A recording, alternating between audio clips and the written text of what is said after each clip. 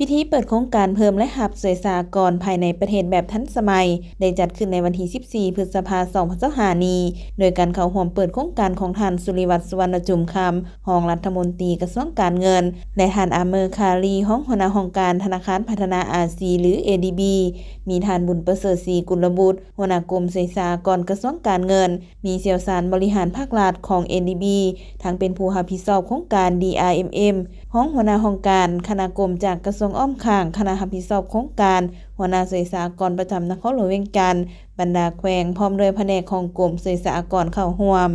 ในพิธีท่านสุริวัฒน์ สุวรรณจุมคำรองรัฐมนตรีกระทรวงการเงินได้ขึ้นกล่าวมีคำเห็นว่าโครงการเพิ่มรายรับสวยสากรภายในประเทศแบบทันสมัยหรือเอิ้นว่า DRMM เป็นโครงการยุทธศาสตร์หนึ่งของรัฐบาลเป้าหมายสุ่มใส่การสร้างความเข้มแข็งทางด้านการเงินโดยการยกระดับเวียกงานสวยสากรในกลไกการจัดเก็บรายรับให้เป็นทันสมัยและรับประกันประสิทธิผลได้ดีขึ้น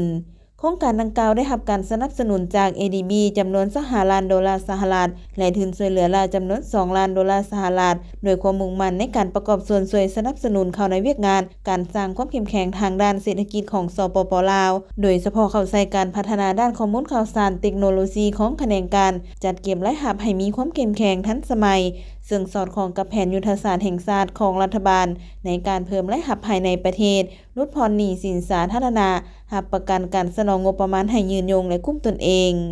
ท่านบุญประเสริฐศรีกุลบุตรหัวหน้ากรมสวยสากรกระทรวงการเงินกล่าวตื่มในพิธีว่าโครงการ DRMM แม่นอนอยู่ในแผนยุทธศาสตร์การร่วมมือระหว่างสปป.ลาวและ ADB สำหรับปี 2024-2028 แผนพัฒนาเศรษฐกิจสังคมครั้งที่ 9